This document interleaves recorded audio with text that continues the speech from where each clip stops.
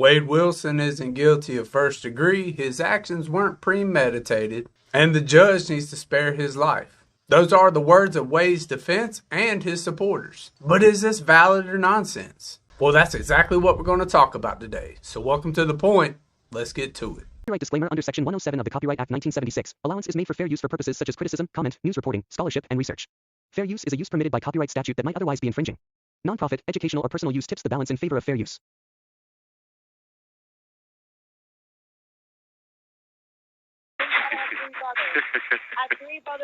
I know. Did you not see how much came out of my system when you punched me?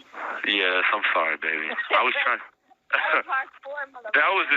Baby, that was an intense punch. I didn't even mean, baby. I didn't even. Trying to knock me out. I'm like. No, baby. I was trying. I'm like, think I have three brothers. I have three brothers that beat me up my whole life. I can take a fucking punch, motherfucker. I'm sorry, baby. I'm so sorry. I didn't mean to. I'm so glad I could take a punch. Yeah, no, dude. You took that. I'm gonna tell you the truth, baby. You took that punch like a champion. I hate you. I know you do, and I hate myself for doing that. But I'll tell you what, you were like Floyd Mayweather taking that punch, baby. You were like Muhammad Ali taking that. I've been covering it every step of the way, and because of that, I found out that people have been writing to the judge from across the country, asking him to spare Wilson's life. Judge Nick Thompson has received more than 10 letters, some pages long. One person said in their 7-page letter, "Please let Wade live." Another, "He is a human being who, despite his flaws, deserves mercy and the possibility of rehabilitation." On top of that, there are petitions online with more than 30,000 signatures asking the judge to spare Wilson's life. And though it's not clear if it's legitimate, someone started a Fundly, raising more than $11,000 for Wilson's, quote, legal and medical support. Obviously, Wade has some supporters simply because of his looks. But is that the driving factor for all this support? Well, if fair coverage and an open conversation is something you prefer, subscribe to this channel and hit that like button down below. Because I don't see that as a driving factor. And no one can deny that he did it, especially since I've lost count on the number of times he admitted it in those calls. In fact, his own attorney argued that he did it. But he did it while whacked out of his mind. So how much influence does being under the influence have in this case? For example, people who support Wade Wilson and believe he doesn't deserve DP are making examples like an individual who goes out on the town and gets a little bit too much of the sauce in their system. They get behind the wheel of their vehicle and they call somebody to pass. Or they'll give some example about an individual who's prescribed a new medication.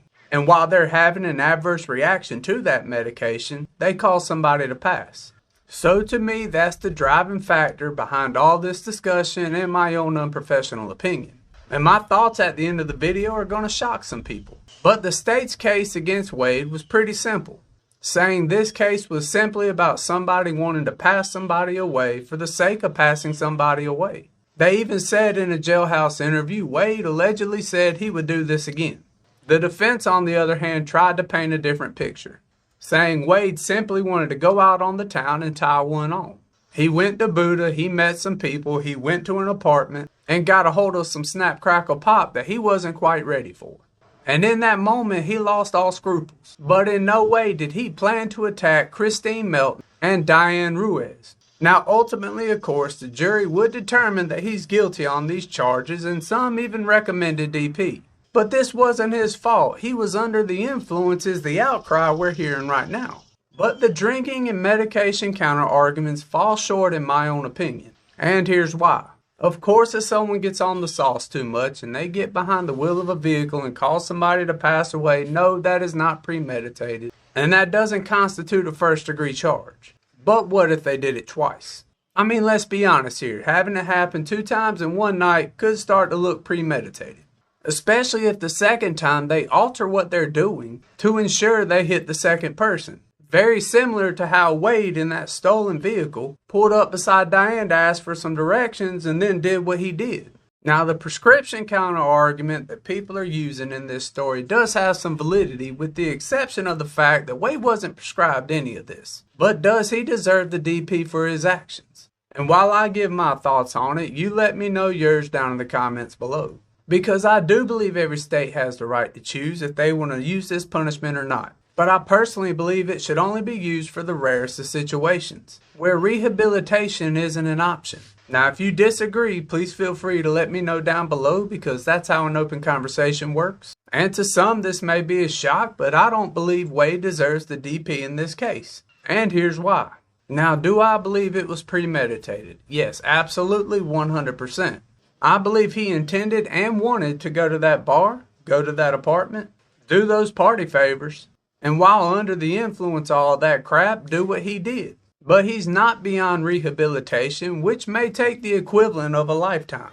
And I'm not a professional or an expert, so you can feel free to disagree, but here's why. What I saw and heard throughout this trial was a boy pretending to be something he isn't.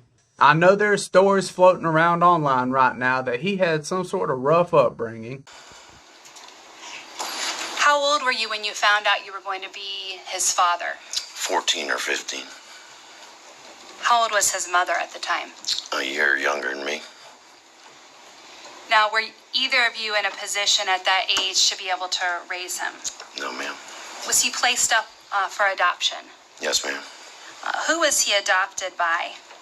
Candy and Steve Wilson. And did they have any connection to you or Wade Wilson's mother? You mean? Like, how did they? How were they known? They went to church with Wade's mother's parents. So that was how they connected and ended up raising Wade Wilson? Yes, ma'am. Now, at some point, did you and Wade Wilson connect? Yes, ma'am. How old was Wade Wilson when he connected with you? 18. And was he wanting to connect with you because you're his biological father? Yes. And up until that point, had you ever met him? No, ma'am. Did you end up attempting to have a relationship with him? Yes, ma'am. Did he seem to want to have a relationship? Yes, ma'am. Now, did you have phone calls often? Yes, ma'am. And did you have occasions where you would see each other? No. I went up and visited him one time in Tallahassee. Okay. Now, did he often ask you for money? Yes, ma'am. Did your relationship turn into a situation where he was just asking for your help? Yes, ma'am. I want to turn your attention to Monday, October 7th of 2019. Did Wade Wilson get in touch with you through phone call that day? Yes, ma'am. And what was it that he told you when he called? The first time he said he needed help. He had done something that he couldn't take back.